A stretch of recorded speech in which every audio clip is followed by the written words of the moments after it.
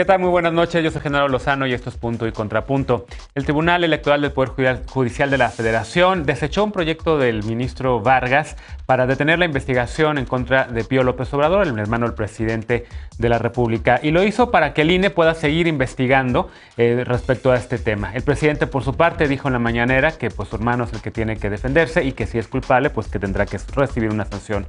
Además, mañana aquí en la Ciudad de México se dará la reunión de seguridad de alto nivel, la primera ante los gobiernos del presidente López Obrador y del presidente Joe Biden. Vienen el secretario de Estado de Estados Unidos, el secretario de Seguridad Interior, así como el procurador de justicia de ese país. ¿Qué se puede esperar? ¿Habrá alternativa o no a la iniciativa Mérida?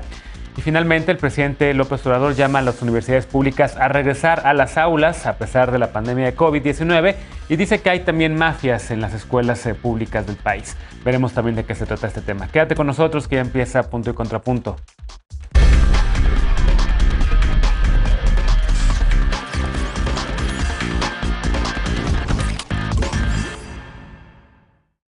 En su sesión de ayer, el Tribunal Electoral del Poder Judicial de la Federación rechazó el proyecto que buscaba exonerar a Pío López Obrador y a David León.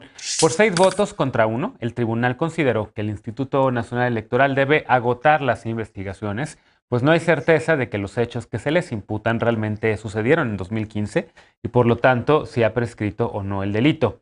En agosto de 2020 se hicieron públicos 2 videos donde Pío López Obrador aparece recibiendo dinero en efectivo del entonces consultor y asesor del gobierno de Chiapas, David León. El presidente López Obrador dijo entonces que eran aportaciones hechas a su movimiento en el 2015 y que los videos se habían difundido para dañar la imagen de su gobierno. El Partido Acción Nacional, el PAN, y el de la Revolución Democrática, el PRD, presentaron una queja ante el Instituto Nacional Electoral. Hace un año, Pío López solicitó al Tribunal Electoral detener esta investigación, señalando que los hechos ya habían prescrito.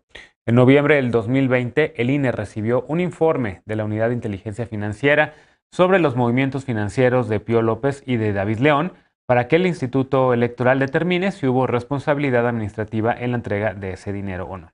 El proyecto de sentencia que se discutió este miércoles a cargo del magistrado José Luis Vargas señalaba que las denuncias pasan la temporalidad que dicta el reglamento de procedimientos sancionadores en materia de fiscalización, es decir, que excedieron el tiempo de ley para ser sancionados.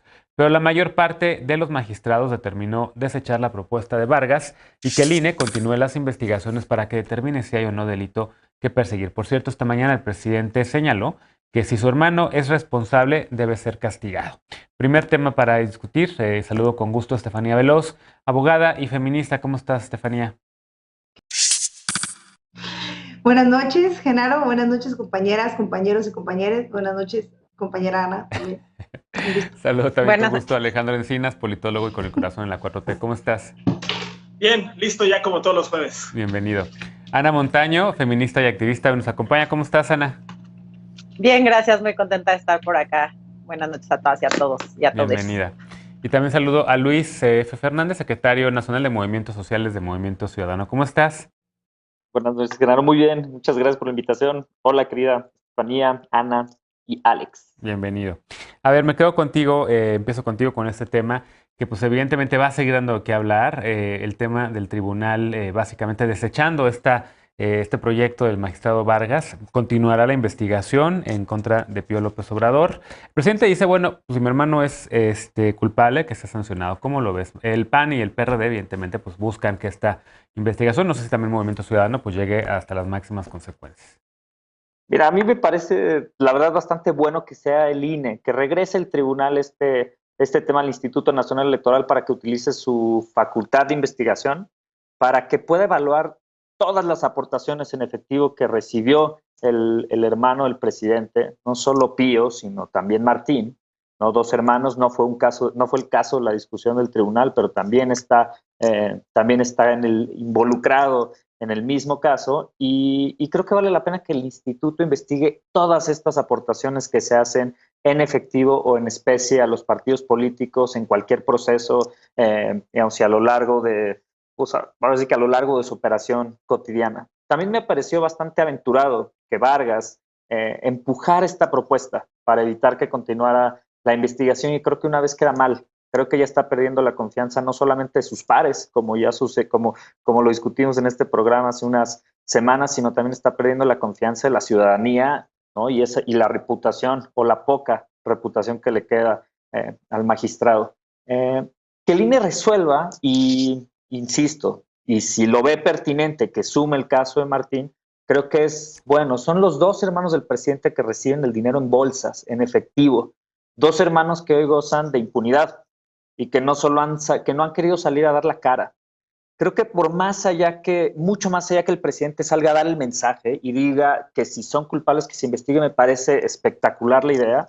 Creo que hay un doble mensaje y hay una simulación detrás de esta narrativa que utiliza el presidente, porque no voltea y da la instrucción y no empuja para que estas investigaciones sucedan para resolver casos de corrupción de cualquier tema. Creo que lo que está en juego es cómo se pueden resolver casos de corrupción sin importar si son o no el hermano del presidente, y cómo se pueden fortalecer el mismo sistema nacional anticorrupción que hoy está prácticamente en desuso, está, pues ahora sí que está muerto en papel o está, pues digamos, está sin utilizarse por las distintas instituciones que lo integran, que son los mecanismos institucionales que le podrían dar vida a los casos de corrupción y podrían dar luz para resolverlos de manera mucho más efectiva en el país. Creo que por ahí es un poco por donde va el tema con los hermanos del presidente. Insisto, si son culpables, pues que se puedan investigar y que la Fiscalía tome el caso con la misma prioridad que ha tomado los casos de los 31 investigadores y científicos que ahora quieren meter a un penal. No creo que es un tema de prioridades también. ¿Contrapunto, Veloz?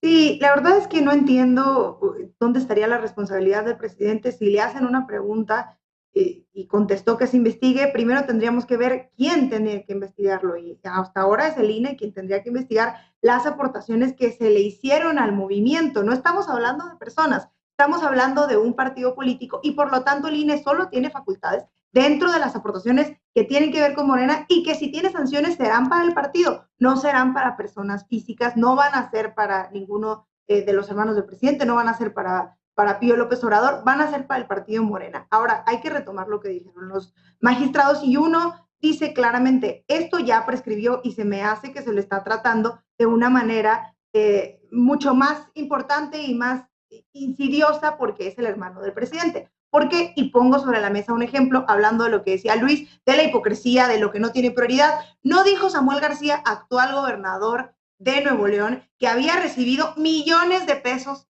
en efectivo por parte de distintas personas. No fue Samuel García quien dijo que no llevaba la cuenta de todo el dinero que se le dio. Claro, no hay videos, pero hay una investigación que viene directamente de la Fiscalía, y el INE decidió decir, nosotros ya no nos toca investigar, que lo investiguen otros. Eso es lo que va a pasar, creo, en este caso, lo puedo casi ver. El INE va a decir, no hay materia para investigar, ya prescribió, no va a haber sanciones para el partido Morena, que sean otras personas que no lo investiguen. Ahora, creo que evidentemente se está utilizando no solamente para golpetear, pero para tratar de dividirse y excluir a ciertos magistrados que tienen una opinión. A mí lo que me parece peor son las opiniones de los magistrados en contra de un magistrado que decidió poner sobre la mesa una opción legalmente válida.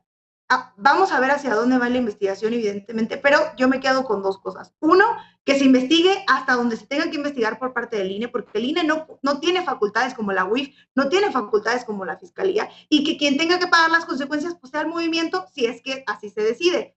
Y que no se permita que se metan en el discurso otro tipo de funciones y otro tipo de investigaciones. A mí me parece que mediáticamente, por parte de los partidos políticos, se está tratando de generar una narrativa de que esto va a terminar en la Fiscalía y que si la UIF y que no. Esto es del INE, el INE investiga nada más materia electoral y tendrá que ser el Movimiento de Regeneración Nacional quien lo resuelva, y no las personas, y no Pío López Obrador particularmente, porque además recordemos que la UIF ya mandó la información que tenía que mandar sobre él. Para el INE creo que se han tardado, me parece que hay intenciones macabras detrás, pero bueno. Y a ver, dice Estefanía, pues Morena también. A ver, Morena, para Morena es una cuestión ética también, no sé, hay que decirlo. Hoy, por cierto, no me fijé, normalmente los domingos armo las mesas con Natalia, que es la coordinadora de invitados de este programa, y hoy tenemos a 3 personas afines a Morena, o con el corazón en la 4T, normalmente son siempre Yo. 2 y 2, entonces ahí lo tengo que dejar bien claro. No, siempre tiene que ser 2 y 2 para que haya debate. Hoy Hay un de sesgo. repente me di cuenta cuando saludé a Ana Montaño, pero bueno, error mío. Pero siempre es un gusto tenerles por acá, por supuesto, y siempre mesas balanceadas. Pero bueno, a ver, Alejandro, dime, ¿adentro de Morena debería o no haber también este debate en torno al si es moral o si es ético, digamos, recibir este tipo de contribuciones? Morena, porque ha prometido regenerar la vida política del país, ¿tiene o no un dilema ante sí con estos videos de grabaciones del hermano del presidente recibiendo dinero? ¿Cómo lo ves? No, por supuesto, porque le pega en la línea de flote a Morena, que llega este partido, esta opción al poder, en la promesa de combatir la corrupción. Y en ese sentido a mí me parece muy consecuente el punto de vista del presidente de no ser tapadera ni porque sea su familiar ni porque sea su hermano, y que enfrente la justicia. Y esta posición pública pues es inusitada, porque recordemos cómo era antes y cómo sigue siendo, porque ahora los que se dan baños de pureza y reclaman justicia en este caso, pues son los mismos que se aliaron con quienes recibieron sobornos multimillonarios de Odebrecht, y quienes hoy dicen que Ricardo Anaya, por ejemplo, es un perseguido político y que se está haciendo uso faccioso de la justicia, cuando claramente hay indicios y declaraciones de que recibió sobornos para aprobar la reforma energética de Enrique Peña Nieto. Pero bueno, se siguen dando estos baños de pureza y diciendo hágase justicia en la yunta del compadre. Yo creo que lo que diferencia el caso de Pío por el resto de los casos de sospecha de corrupción, pues es que aquí el propio presidente, que es el que podría interceder más con él, está poniendo a su hermano a disposición de la justicia, y ojalá se llegue a fondo y que quede plenamente esclarecido, y si hay algo que sancionar, que se sancione. Pero la justicia es la aplicación de la ley, ¿no? Pero también el debido proceso. Y tampoco se vale convertir esto en un show mediático, que es lo que están haciendo algunos magistrados con sus criterios jurídicos, que en realidad no son jurídicos, sino más bien es un caso altamente politizado, porque efectivamente no entraron a fondo del asunto, no quieren determinar si hay culpabilidad o no, sino simplemente ponen en tela de juicio en qué año ocurrió esto. Si se dice que es en 2015, como se presume, pues ya ese delito habría prescrito en 2018 conforme a la ley que estaba vigente en ese entonces ya no habría nada que perseguir, y es lo que están poniendo en tela de juicio. Pero además, yo me pregunto, si esto es algo realmente jurídico y no político, ¿qué valor, qué validez tiene la única prueba, que es la filtración a un medio de comunicación de un video obtenido con base en espionaje? Entonces me parece que aquí No, lo pero el que video es también muy estamos claro, viendo... ¿no? Ahí hay un personaje recibiendo dinero. Es No, claro, pero pero no judicial constituye una prueba jurídica. Mm. Ujú. No Es muy constituye una claro, pero prueba no jurídica, pero constituye eso lo una tiene prueba que jurídica. determinar todavía el INE, Hablando en ¿no? términos jurídicos, Ok. pero de que sucedió eso, pues es claro, es Ujú. totalmente, pues ahí todo el mundo lo puede ver y Sí. todo el mundo A lo ver, puede y consultar. Yo estoy honestamente, de que preguntándome la ocurrió validez de la eso, prueba. ahí está la prueba. Y Ocurrió. de que ocurre en todos los partidos, pues también lo hemos visto a lo largo de la historia. Las campañas en este país, mucho se maneja muchísimo dinero en efectivo. No es un tema exclusivo de Morena, Ana. Es un tema que ha pasado en el PRD, en el PAN, en MC, en todos los partidos, digamos, en el sistema de partidos mexicanos. Pero regreso a lo que le decía Alejandro.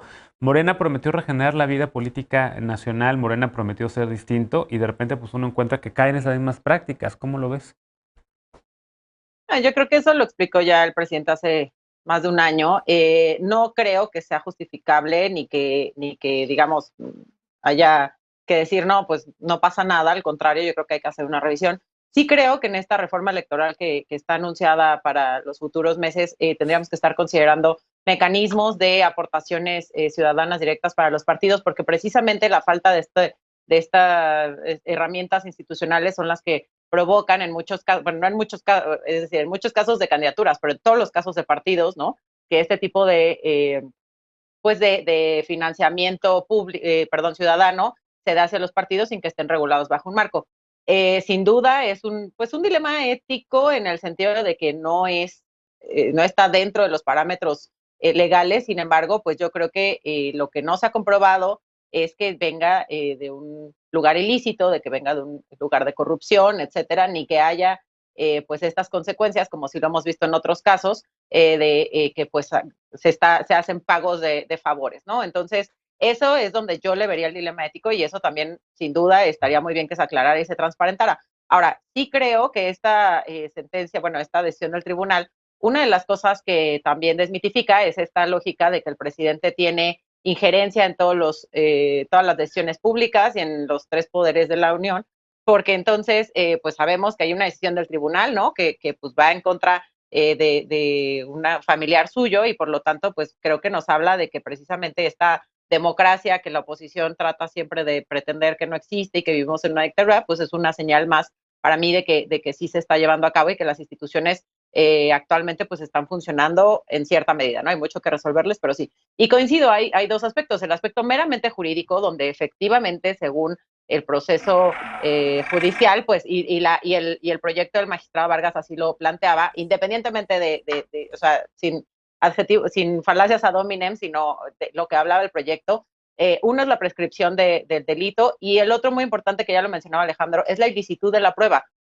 El video es una cosa, pero cómo se obtiene una prueba en un caso jurídico, pues tiene mucho que ver y pues eso es lo que él mencionaba, que no era necesariamente pues constitutivo de algún delito, ¿no? Y que por eso había que quitarlo. A mí, en lo personal, me parece que está muy bien que se permanezca con el caso para que se investigue al fondo y si hay alguna consecuencia que tenga que tener pues el partido, si es en el caso de Pío López Obrador, etcétera, pues adelante. Y si no, pues será mejor porque se aclarará de manera jurídica y sin ninguna duda que pues este no fue el caso, ¿no? Digo, a diferencia de Anaya, pues bueno, se está enfrentando un proceso judicial y qué bueno y que se siga hasta el final. Y creo que son demasiados temas los que están en medio, pero que se ha avanzado de manera pues adecuada.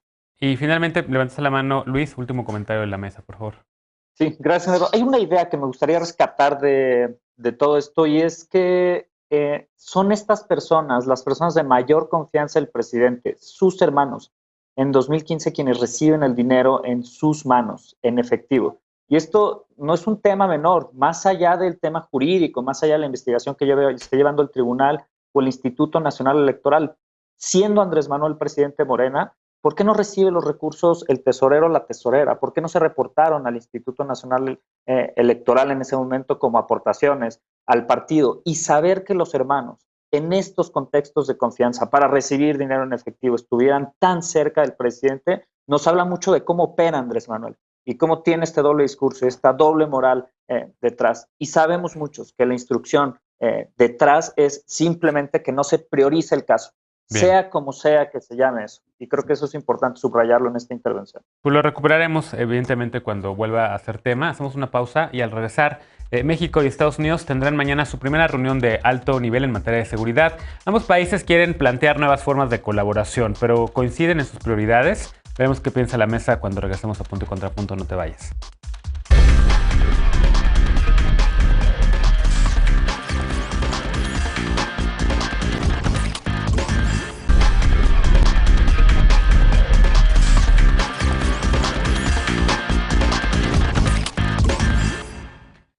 Tres días antes de que se realice el diálogo de alto nivel entre México y Estados Unidos en materia de seguridad, el secretario de Relaciones Exteriores de México, Marcelo Ebrard, se reunió con el embajador de Estados Unidos en México, Ken Salazar, para hablar sobre el futuro de la relación entre ambos países. La agenda de los países estará en la misma línea, ya que esta mañana el presidente López Obrador dijo que la migración no debe ser atendida de manera coercitiva, sino creando oportunidades de trabajo en los países de origen de los migrantes. Veamos el contexto.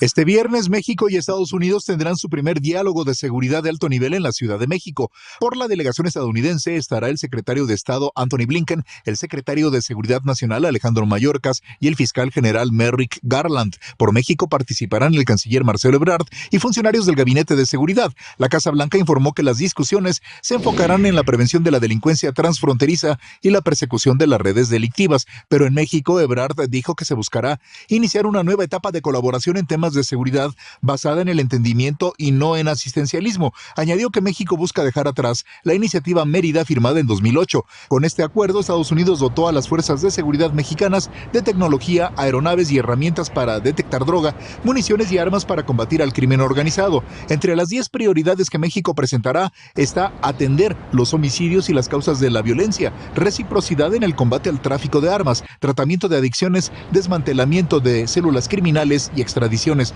Hace 2 semanas, Estados Unidos inició la deportación de miles de migrantes, principalmente de Haití, que habían improvisado un campamento debajo del puente migratorio de Del Río en Texas. Y al inicio de octubre, el gobierno de Biden anunció nuevas reglas de deportación para expulsar únicamente a quienes ingresaron sin documentos desde noviembre del 2020 o bien a quien representa una amenaza a la seguridad pública. Punto y contrapunto. Estefanía, ¿cómo ves este encuentro? Ocurre mañana aquí en la Ciudad de México. Viene el secretario de Estado de Estados Unidos, Antony Blinken, quien había cancelado su participación en los festejos del bicentenario de la consumación de la independencia de México, pero luego supimos por qué, porque iba a venir días después y porque también evidentemente el gobierno de Estados Unidos estaba pues básicamente a punto de ser cerrado porque no había un acuerdo en el Capitolio con respecto al presupuesto, ¿no? ¿Cómo ves este encuentro de mañana? ¿Qué podemos esperar? El canciller Ebrard ha medio señalado que podríamos escuchar un reemplazo a la iniciativa Mérida. Sí, primero me encanta cuando pasan estas cosas porque creo que una gran parte de la opinión consensuada era que no había venido Antony Blinken porque había venido el presidente de Cuba y que Estados Unidos estaba muy enojado y que ya se había roto la relación del presidente con Estados Unidos para siempre y que Blinken no quería venir. Y luego fue la misma información del equipo de Blinken la que dijo, a ver, espérense, sí va a pasar. Y bueno, este tipo de cosas me dan mucho gusto. Para mí, el diálogo de alto nivel de seguridad es producto de una relación muy bien trabajada, muy bien hecha por parte de 2 administraciones, que además hoy tienen un claro objetivo en conjunto y una visión similar, y es llegar al origen de la violencia para disminuir la violencia en México y la violencia también en Estados Unidos. Y creo que por primera vez se va a tener que platicar fuera de los esquemas de la iniciativa Mérida, fuera de los esquemas de criminalización y de todas estas estrategias que no terminaron de funcionar y que le hicieron mucho más daño a México. Creo que también es un espacio y un punto de encuentro interesante, no solamente por parte de la administración de Estados Unidos y México, sino con un largo camino de personajes de seguridad del gabinete de Biden que ya habían venido como Sullivan y que tienen rato trazando una ruta muy interesante en el que México no tendrá que ser nada más pasivo, sino que será activo dentro de la toma de decisiones en este sentido. Creo que deja ver lo sano que es el diálogo entre Biden y el presidente, entre Kamala y el presidente, y entre el diálogo de la diplomacia entre las personas que están ahí en medio. Me parece que es un claro ejemplo de que las cosas van caminando muy bien y que a pesar de que se dijo que iban a ir mal estas relaciones, que Estados Unidos estaba enojado con México y que Biden medio que no se llevaba bien con el presidente, pero que no quería contarlo, esto desmonta por completo la narrativa de que Estados Unidos no necesita de México y que no le importa lo que pasa en México y que está muy enojado, sino que necesita de México para construir una visión nueva, que además creo que se extiende junto con la visión del presidente a América Latina, al resto de América Latina, y que tiene que ver con programas de desarrollo económico y que tendrá que estar Estados Unidos aceptando lo que hizo en el pasado, que le hizo daño a México, pero también aceptando muchas condiciones que tenga que poner México, como el tema de las tiendas de armas en la frontera, entre otras cosas, como ya lo adelantó el canciller. Alejandro, y uno de los temas que están ahí también de fondo es el tema migratorio, ¿no? No nada más va a ser el seguridad. ¿Qué crees que puede haber, pues se puedan presentar cambios también en ese tema? Bueno, yo creo que ahí sí se ha abierto una muy buena oportunidad y que hay una convergencia discursiva inusitada en la que coinciden en que hay que apostar por las grandes políticas de desarrollo, de modo que emigrar sea una elección y no una necesidad, o sea, dar fuentes de empleo, digamos que las personas puedan quedarse en su lugar de origen y disminuir las brechas salariales entre sur y norte. Eso me parece que puede ser lo más rescatable, aunque me parece que en esta mesa más bien se van a tratar temas que rebasan, yo creo, las políticas de desarrollo y que más bien tienen que ver con grupos de poder criminal fuertemente arraigados en ambos países. De un lado, traficantes de armas, también menudistas, la red de narcotraficante, digamos, de la última milla, la que llegue al consumidor, y del otro lado, pues, el trasiego de drogas y principalmente ahora del fentanilo. Entonces, con este nivel de conflictividad, México y Estados Unidos están condenados a cooperar y estamos obligados a entendernos.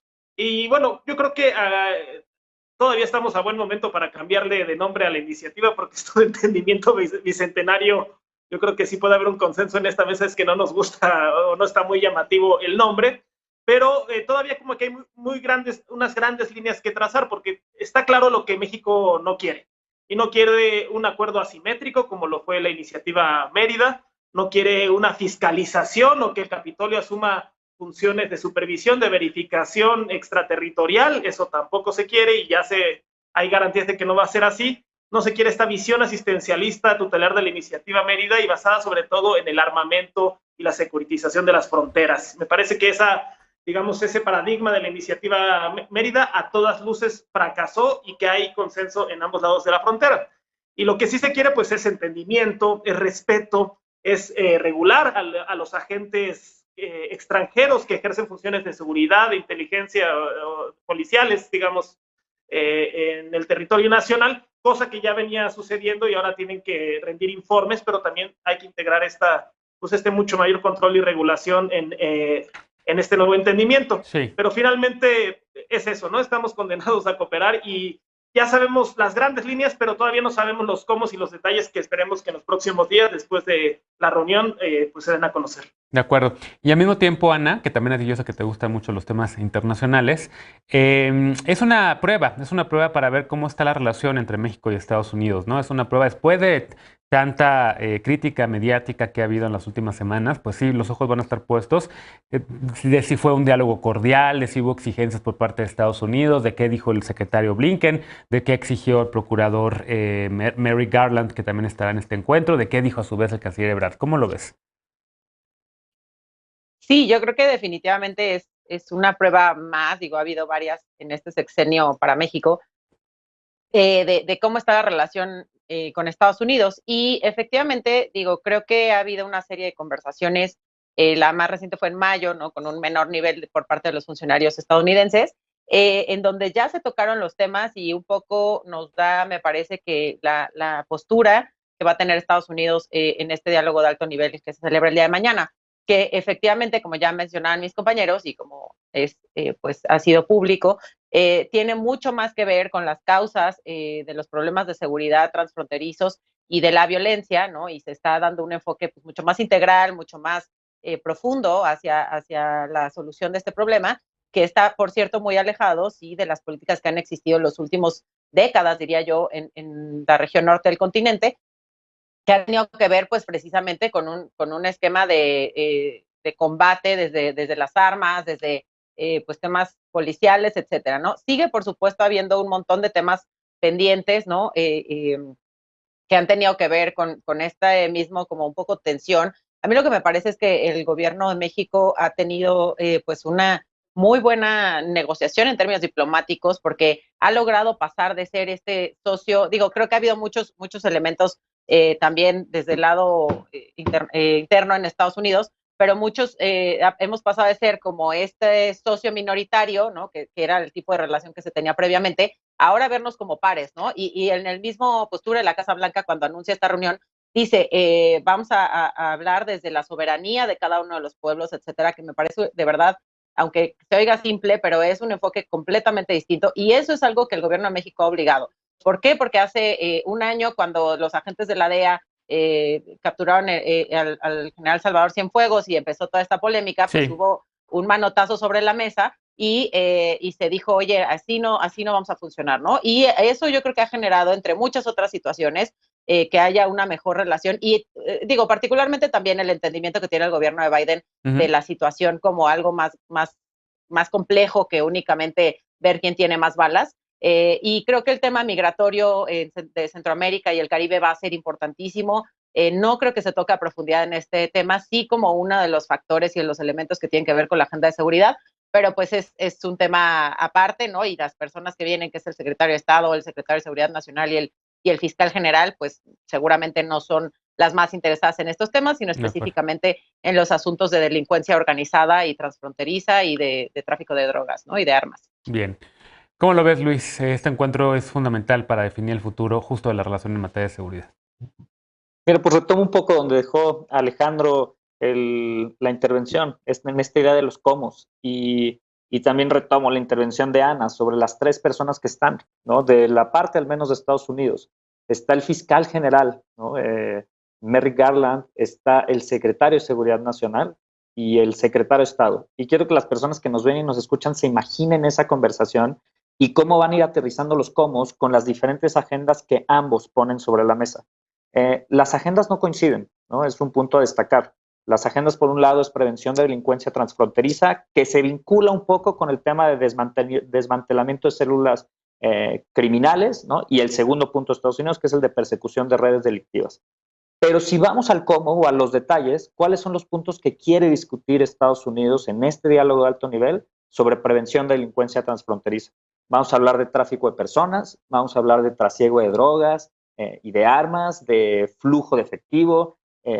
¿Cuáles son esos temas que se van a tratar de prevención específicamente y quién es la contraparte de México que va a tomar ese balón, ¿no? Por ponerlo en analogía? ¿Quién va a tomar esa bolita caliente? ¿Quién va a asumir la responsabilidad de construir políticas públicas para construir un nuevo acuerdo? ¿Y cómo se aterrizan a través de las distintas instituciones de México?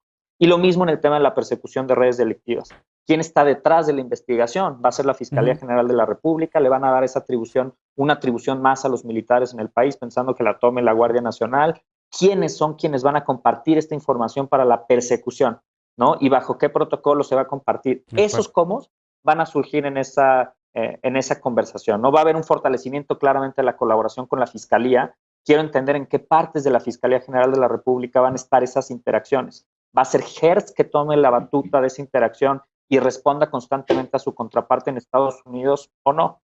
Y por la parte de México es lo mismo. Los temas que ponga sobre la mesa ponen primero el tema de atención a homicidios y resolver las causas de la violencia, ¿no? El segundo tema de causas de la violencia es enorme, ¿no? Pero ¿de qué lado de la frontera vamos a resolver estas causas, ¿no? ¿Cuáles son esas causas que están identificando y cómo las pueden expresar de manera clara en la mesa? Pues todas esas interrogantes las vamos a ir resolviendo a lo largo de la semana después de conocer los detalles de este encuentro, Luis. Vamos a platicar de ese tema la semana que entra seguramente también. Hacemos una pausa y volvemos para el último bloque de la noche. El presidente López Obrador llamó a universidades públicas a regresar ya a clases presenciales. Dijo que el retraso será enorme y que el personal académico ya está vacunado. ¿Están las universidades públicas en condiciones realmente de regresar? Regresamos con este tema punto y contrapunto. No te vayas.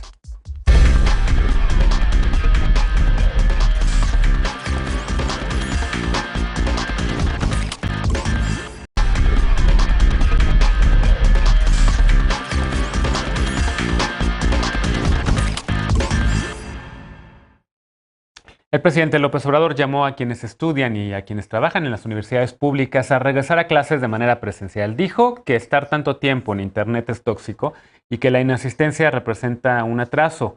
Universidades como la UNAM han empezado a regresar de manera muy paulatina, pero si consideramos que 7 de cada 10 estudiantes de licenciatura y de posgrados acuden a universidades públicas, ¿habrá algún costo para el país, como advirtió el presidente? Veamos el contexto. Esta mañana el presidente López Obrador llamó a las universidades públicas a regresar a clases presenciales. Dijo que ya casi no hay contagios y que el cuerpo académico ya está vacunado, por lo que pidió que vuelvan a las aulas.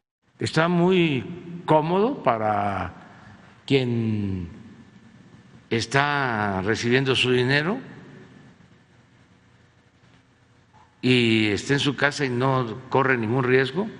Las universidades públicas del país imparten clases en modo virtual desde marzo de 2020. El pasado 30 de agosto, las escuelas de educación básica y media volvieron a clases. Poco después, las universidades privadas anunciaron la reapertura de aulas en sistema híbrido. El Ejecutivo Federal dijo también que en algunos casos, dentro de las universidades públicas, hay mafias que controlan a directivos y rectores para manejar de manera discrecional los presupuestos y pidió a los sindicatos y al alumnado impulsar un movimiento de reforma y renovación, aunque señaló que este asunto deben resolverlo las comunidades universitarias, dijo que el influyentismo y el nepotismo están presentes en la Universidad de Guadalajara y la UNAM. Finalmente señaló que no regresar a clases presenciales representa un atraso. A fines de agosto, la UNAM anunció que reanudarían clases presenciales de manera paulatina y a partir del 20 de septiembre se irán programando fechas para que grupos reducidos regresen a prácticas en talleres y laboratorios. El Instituto Politécnico Nacional y la Universidad Autónoma Metropolitana informaron en julio que continuarán de manera virtual. Punto y contrapunto. A ver, ¿cómo ves este tema, Alejandro? Honestamente, en la Ibero regresamos de manera híbrida este semestre y ha sido todo un reto. La Ibero, la verdad es que sí le invirtió muchísimo a hacer salones, las ventanas, abrir las ventanas de una manera mucho más amplia para que se pueda ventilar mejor, mobiliario para que esté mucho más separado con la distancia de 1.5 metros, unas videocámaras, unas webcams que hay ahí para que los docentes podamos también transmitir la clase para alumnas y alumnos que no quieren todavía regresar a las aulas, no se sienten seguras o seguros o porque por alguna razón no puedan ir. Ha sido un reto enorme porque evidentemente yo, por ejemplo, en mi caso, los martes voy al Ibero de manera presencial, los jueves me toca hacerlo desde Zoom en casa y ahí de verdad que me avisan prácticamente al mediodía alumnas y alumnos, hoy no voy a poder ir, voy a conectarme y pues uno ya de repente ya no sabe ni a dónde voltear a ver, si a la gente o a la cámara de la computadora o a la videocámara del salón, ¿no? ¿Están las universidades listas para esto, las públicas, perdón? Por supuesto, así como las privadas, y justo en estos tiempos nos tocó vivir y paulatinamente habrá que ir recuperando nuestra normalidad. Pero ya son muchos meses para los jóvenes universitarios. Pensemos en un joven de primer semestre, pues que no ha pisado la UNAM o que no ha pisado su universidad, que prácticamente se le está yendo la mitad de la carrera en Zoom y en, digamos, clases virtuales. Y esto implica muchas cosas, desde la convivencia, la interacción, el rezago educativo. Estamos perdiendo a unas generaciones porque no es lo mismo, no es la misma calidad definitivamente la que se imparte de manera presencial que a distancia, y temas de salud y de bienestar, de depresión, que también son importantísimos. Y me parece que si los kindergartens ya regresaron, si las primarias ya regresaron, si las universidades privadas ya regresaron, pues es un debate más que pertinente pedirle a las universidades autónomas públicas, pues que vayan estableciendo planes, protocolos para un retorno seguro, en modalidades híbridas, escalonadas, con medidas de precaución, pero sí ya se tiene que regresar y no puede seguir esta excepcionalidad. Divido este debate con otro, porque se buscaron mezclar y se hablaba de las mafias en las universidades y se escandalizaron. Dicen que cómo es posible que existen las mafias universitarias, pero claro que existen las mafias universitarias. Nada más habría que recordar a la Sosa Nostra, este término que acuñó Miguel Ángel Granados Chapa, un periodista de primera, en torno a esta mafia que acaparó los cargos, se eternizó en los cargos directivos de la Universidad Autónoma de Hidalgo, que tiene sus grupos porriles, sus grupos de choque, que maneja arbitrariamente el presupuesto, digamos que se ha eternizado en el cargo, o el Grupo Guadalajara. Claro que hay mafias universitarias y aguas entonces con la impunidad basada en las profesiones, como si el hecho de ser universitario, el hecho de ser profesionista, te eximiera de actitudes corrompibles, y creo que hay un poco de clasismo en esa valoración. Así como que hay que defender la educación pública, la universidad, la función pública de la universidad, tampoco se vale que haya un velo de impunidad o un manto de impunidad en función de la profesión o de los títulos nobiliarios o profesionales. Bien, a ver, y al mismo tiempo, Ana, yo vuelvo a insistir sobre el tema del reto para las universidades públicas, porque pues, la verdad es que también una clase en la UNAM puede llegar a tener hasta 70, 80 alumnos, y 70, 80 alumnas en un salón, pues es un reto fundamental para mantenerlas a una distancia, a menos de que sea una super aula gigantesca, y no tampoco hay todos esos espacios siempre, ¿no? Sí es un reto fuerte, y yo también coincido con lo que menciona Alejandro, es momento de regresar, es un atraso, evidentemente, y un rezago, sobre todo para quien está tomando clases de manera virtual desde casa, pero ¿cómo darle la vuelta cuando de repente, pues también hay que decirlo, uno va de repente a las universidades públicas y no hay papel de baño en los baños? No, definitivamente digo, qué bueno que tú como profesor universitario consideras esto también, que el hecho de estar presencialmente hace una diferencia enorme en la calidad educativa, porque es así, ¿no? Y creo que quienes realmente tienen interés por los procesos educativos lo saben y lo defienden. Y es cierto que los presupuestos de las universidades públicas pues pueden ser pueden ser muy precarios, efectivamente, porque pues es obvio, ¿no? No se cuenta con el mismo presupuesto que las instituciones privadas. Sin embargo, yo creo que, digo, además de que eso tiene que ver con un montón de temas de organización, en fin, de muchos asuntos financieros que tendrían que revisarse hacia dentro de las universidades, en el corto plazo, pues lo que se tendría que hacer es buscar este tipo de alternativas, es decir, las que se han buscado en todas las instituciones, en todas las escuelas, en todos los países, bueno, en muchos de los países del mundo, para tener estas alternativas. Efectivamente, las escuelas públicas también a nivel básico y a nivel medio, pues tienen un montón de carencias, ¿no? Y finalmente, pues con personas de menor edad que quienes acuden a las universidades, y se han podido un poco, pues, tener bajo control gracias a este tipo de mecanismos de el ingreso escalonado, etcétera. Pues sí, efectivamente, a lo mejor no se le puede invertir lo que se le invierte en la Ibero a tener pupitres nuevos con sana distancia, pero pues puede hacerse los temas, los horarios escalonados, y precisamente yo creo que no pensamos mucho en todas las licenciaturas y las disciplinas como prácticas, ¿no? Que están perdiendo un montón de conocimiento, y que pues son los profesionales que se están formando para el futuro de la sociedad. Y pues desde que empezó prácticamente la pandemia se nos dijo que no íbamos a volver al estatus anterior. Esto va a ser una nueva normalidad. Efectivamente, la vacunación ha ayudado muchísimo a que los contagios ya no sean graves, pero en realidad no podemos seguir sosteniendo estos modelos. Yo creo que ahora que tenemos un alto porcentaje de personas vacunadas, sí, pues ya no hay en realidad pues necesidad de mantenernos en casa, y pues sí, los contagios van a seguir existiendo, sin duda. Lamentable, vamos a tener que seguir cuidándonos, por eso es importante seguir usando la pandemia, digamos, la COVID llegó vacunados, lamentablemente para quedarse, así ¿no? es. Hay que adaptarnos. Entonces, también los presupuestos de las instituciones educativas tendrían que estar considerándolo hacia el próximo año y en adelante, ¿no? Bien.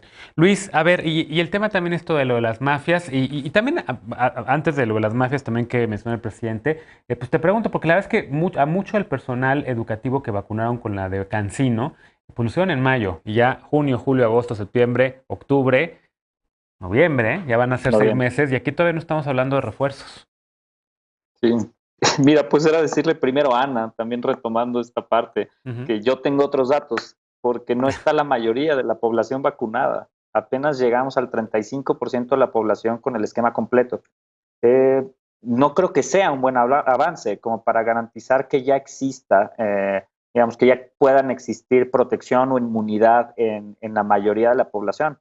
Todavía hay que tener cuidado, hay que mantener las medidas sanitarias y hay que garantizar que eso suceda. El ejemplo que pones, Genaro, de 6 meses de una vacuna que tiene, digamos, que se tiene que poner una nueva dosis, el Estado está obligado a garantizar esa nueva dosis, y hoy no ha podido, ¿no? A pesar de que ha habido un amplio despliegue de capacidad del Estado, falta muchísimo para lograr que todas las personas estén vacunadas, y sobre todo el rango de población que está pidiendo el presidente que regresen a las clases, ¿no? Es pedirles, sin una rectoría del Estado y sin capacidad de garantizar las medidas sanitarias en todo el país, ni tener un sistema de salud eficiente y capaz de atender a los propios enfermos actualmente, le pide a las personas que se arriesguen, y les pide que salgan a tomar clases, y les pide que asuman la vida cotidiana como si no hubiera pandemia.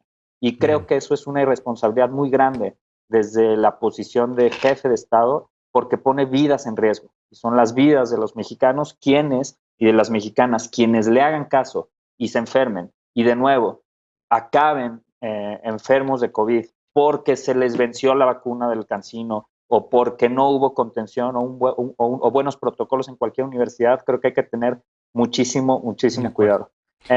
Y sobre el tema de las mafias. Sí, ¿no? Rápido, porque tenemos bien poquito tiempo, por favor. Nada, hago un solo mensaje.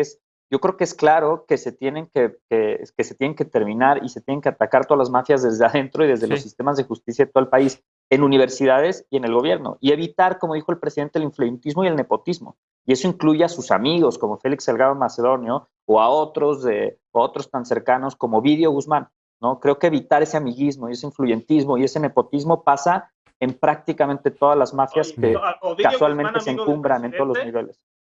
No, ya, yo estoy... Bueno, a ver, perdón, pero te voy a tener que dar más un minuto porque se acaba el tiempo del programa. Adelante. Hay muy poco que decir, Genaro, cuando estamos hablando de las mafias enquistadas en la universidad, cuando estamos hablando de que hay un problema de salud mental con los jóvenes y las jóvenes que no pueden regresar a la universidad, y que alguien dentro de una mesa diga que Ovidio Guzmán es amigo del presidente. Creo que ese es el claro problema de uno, cuál es el problema de la oposición y por qué no estamos en un diálogo completo sobre estas cosas. Y eso pasa con el tema del regreso a clases. Ya lo dijeron las organizaciones internacionales, ya lo dijeron los mismos alumnos y las alumnas, los niños y las niñas y los niñes. Quieren regresar a las escuelas porque estar en casa les hace daño mentalmente. En casos de depresión hay que escuchar a quienes tienen que regresar, y creo que el regreso a clases tiene que ver y tiene que pasar primero por el consenso de los estudiantes y las estudiantes. Primero. Segundo, hay un claro ejemplo de mafia en la UNAM, y es cómo se eligen a los representantes en las mesas directivas. Creo que no hay democracia en la UNAM. Sin embargo, coincido con el presidente cuando él dice que a él no le toca y que tiene que ser una organización dentro de la universidad. Tiene que haber también una transformación dentro de la universidad. Los maestros ganan muy poco, ha bajado el nivel de investigación, no el nivel, sino la cantidad de investigación, porque los maestros tienen que trabajar muchísimo para ganar un salario digno, porque no son privilegiados por grupos de poder, creo, y por familias. Se quejan mucho de que la gente heredaba plazas. Bueno, en la UNAM pasa exactamente lo mismo. Creo que hay que tener esa discusión, pero tenemos que tener un nivel claro para poder hablar de esas cosas y no sacar cosas como la mamá del Chapo y el hijo del Chapo, por favor. Es una ofensa. Bueno, lamentablemente el tiempo voló en este bloque. Tenemos que hacer una pausa y regresamos. Nada más aclarar. Adelante. Lo de la mayoría, tenemos el 50% de la población al día de ayer vacunada. Con una dosis. Con una dosis al menos. Y yo hablaba de la población que asiste a las universidades, y esa sí está mayoritariamente vacunada. Bien. Bueno, hacemos una pausa y al regresar, la paparrucha esta noche, no te vayas.